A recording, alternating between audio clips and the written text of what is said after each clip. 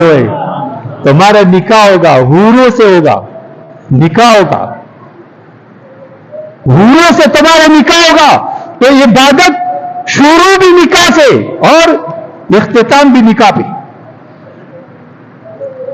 جتنی نبی اللہ نے دنیا میں بھیجے 1,44,000 نبی، 24,000 نبی کم و بیش اللہ نے دنیا میں جتنی نبی بھیجے اس میں کوئی بھی نبی بغیر نکاح کا نہیں تھا، بغیر نکاح کا نہیں تھا کوئی نبی. حضرت آدم علیہ السلام سے لے کر یہاں تک کوئی نبی اللہ کا بغیر نکاح کا نہیں تھا. یہ نہیں کہ وہ شادی شدہ نہیں تھا اور اس کے بچے نہیں. ٹھیک ہے. اللہ فرماتے کہ ان نبیوں کو ہم نے کیا کیا کہ ہم نے پیغمبر بھیجے اور پیغمبروں کو ہم نے بیویاں دی، وہ ذریت ہو، اور ان بیویوں کو اولاد بھی دی. اب اس سے اللہ نے ایک فرق تمہارے کو سمجھایا. فرق کیا سمجھایا کہ نبی جو دنیا کے اندر آئے نا تو اللہ نے ان نبیوں کی شادیاں کروائی، نکاح کروائے، ان کی بیویاں بھی تھی اور ان کے بچے بھی تھے. یا اللہ یہ آپ نے کروا دیا پھر اعلان بھی کروا دیا قرآن شریف میں. کیوں؟ اللہ فرماتے یہ اس لیے تاکہ خدا اور نبی میں فرق ہو جائے. بات میرے غور سے سنو ذرا. تاکہ خدا اور نبی میں فرق ہو جائے کہ جو نبی ہوتا ہے اللہ کا، جو رسول ہوتا ہے اور دنیا کے اندر آتا ہے، اس کی بیوی بھی ہوتی ہے، اس کا گھر بھی ہوتا ہے، اس کے بچے بھی ہوتے ہیں، اس کا سسرال بھی ہوتا ہے، سسرال بھی ہوتا ہے، رشتہ دار ہوتے ہیں نبی کی.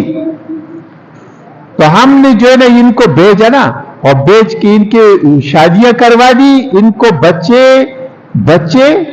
اور بیویاں ان کو دے دی، ان کی نکاح کرا دیے تاکہ خدا میں اور نبی میں فرق ہو جائے. جو خدا ہوگا اس کی بیوی نہیں ہوگی. زور سے بولو ذرا، بڑی بات آپ کو سمجھا رہا ہوں عقیدے کی. جو خدا ہوگا اس کی بیوی، زور سے بولو، نہیں ہوگی. جو خدا ہوگا اس کے لڑکے نہیں ہوں گے، جو خدا ہوگا اس کی لڑکیاں نہیں ہوگی، جو خدا ہوگا اس کے سالے اور اس کے رشتہ دار نہیں ہوں گے. تو اسی کو کہیں گے قل هو اللہ احد. کیا بولیں گے؟ قل هو اللہ احد. اب اگر کوئی بندہ سامنے آ جائے اور وہ کہے کہ میں خدا جیسا کام کر سکتا ہوں لیکن اس کی بیوی بھی ہے، اس کے سالے بھی ہیں، اس کے بھانجے بھی ہیں، اس کے بھتیجے بھی ہیں، اس کے رشتہ دار بھی ہیں، اس کے بیٹے بیٹیاں بھی ہیں، نہ خدا ہے اور نہ خدا جیسی صفت اس کے اندر ہے، یہ جھوٹا ہے، مکار ہے.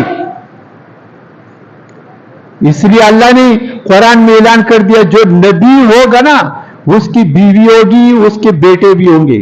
حضور کی کتنی بیویاں تھی؟ 11. کتنی بیویاں تھی؟ 11 بیویاں تھی. 11 بیویاں حضور کی تھی.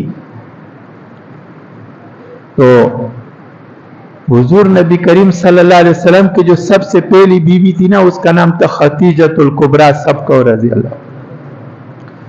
زور سے بولو رضی اللہ تعالیٰ. حضور نے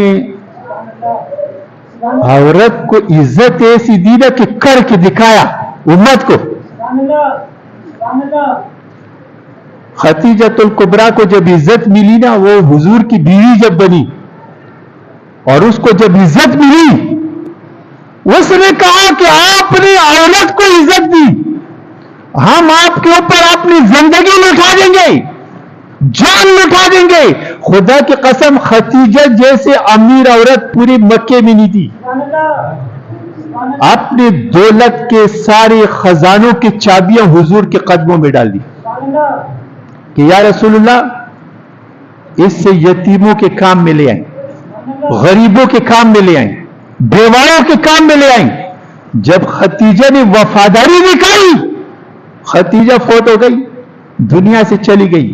حضور نے اس سال کو غم کا سال رکھا کہ یہ میرے غم کا سال ہے، کیونکہ اس سال خدیجہ میرے سے جدا ہو گئی. मेरी बीवी चली गई दुनिया से। तो हुजूर के खतीजा के जाने के बाद ना हुजूर सल्लल्लाहु अलैहि वसल्लम घर के अंदर खाना पकाते थे, पकवाते थे खाना, और खाना पकवा के ना उसमें से थोड़ा थोड़ा खाना जो है ना वो खादिम को बुला के उसको कहते थे ये खाना प्लेट है, ये खतीजा के फला सेली के घर दिया, ये फला सेली के घर दिया, ये फला के घर दिया। और साथ साथ ही कहते थे कि ताकि खतीजा की सेलियां ये न समझे कि खतीजा थी तो हमारा ख्याल रखती थी, मैं मोहम्मद रसूलुल्लाह वफादार नबी हूं, मेरी बीवी नहीं तो कोई बात नहीं, मैं खतीजा की सेलियों का ख्याल रखूंगा, वो कब्र में खुश हो जाएगी, उसको कब्र में खुशी होगी। और साथ रोते थे, समझ रहे हो ना, क्योंकि हुजूर नबी करीम सल्लल्लाहु अलैहि वसल्लम ने एक एक रिश्ते का सबक में दुनिया को समझाया, अमलन समझा के गए, दुनिया को समझा के गए। अल्लाह को भी प्यार आता था ना इनके ऊपर, खुदा की कसम, क्या लोग थे यार। आखिरी बात आपसे करता हूं, खतीजा सबको रजी अल्लाह ताला अन्हा, ठीक है, एक दफा घर में खाना पकाया, खाना, और खाना पका के ना तो उसको सर पे रखा। सालन जैसे गांव देहातों में लोग लेके जाते हैं ना खेतियों में, जो खेतियों वाले उनको पता है वो एक खुशी का मंजर होता है, दोपहर का टाइम है, भूख लगी है, काम हो रहा है, तो घर वाली जो है ना पानी और साथ खाना है, सालन सर पे रख के ना बस निकल गई कि जाके मियाँ को दे आए। खतीजा ने खाना पकाया, खाना पका के और साथ सालन पका के सर पे रख के पानी हाथ में लेके रवाना हो गई। अल्लाह ने फरमाया जिब्राइल, जी मेरे जलील रब्बी जलील, क्या वो फरमाए खतीजा से पहले मेरे नबी के पास पहुंच। या अल्लाह किस लिए? फरमाए ये खतीजा घर से निकली है, पानी पास है, खाना सर पे, और ये निकली है, मुझे इस पे इतना प्यारा है, जब ये तेरे पास आ जाए मैं अल्लाह का सलाम इसको कह देना। जिब्राइल अमीन आ गए और आकर हुजूर को कह गए। हजरत नबी करीम सल्लल्लाहु अलैहि वसल्लम जब खतीजा आके बैठ गई, कहने लगे खतीजा जिब्राइल आए थे और अल्लाह का सलाम तुझे कह गए। हजरत खतीजा फरमाने लगी जिब्राइल किधर है? कहा अभी इधर ही बाहर होगा। खतीजा कहने लगी मैं जानना चाहती हूं कि असली जिब्राइल है या नकली जिब्राइल। जोर से बोले सुभान अल्लाह ने।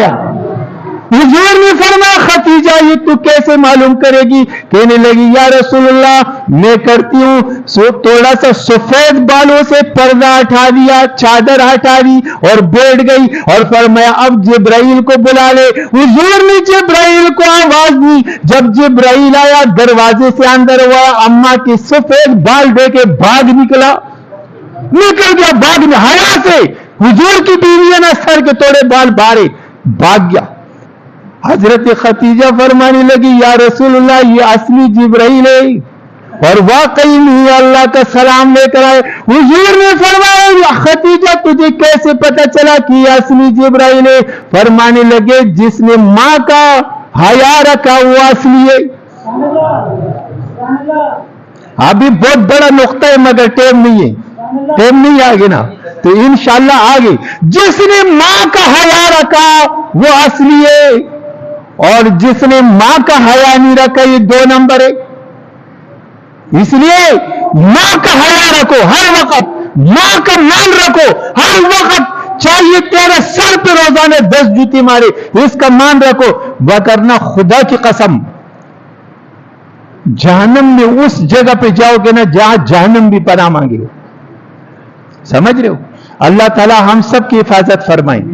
इस बुराई के जमाने में, इस जो वक्त गुजर रहा है इस जमाने में, अल्लाह हमारा हर तरीके से हमारे औलाद का, हमारे नस्लों की हिफाजत फरमाए, हमारे रहती दुनिया तक हमारी नस्लों की हिफाजत फरमाए। वाखिर दावाना अल्हम्दुलिल्लाह।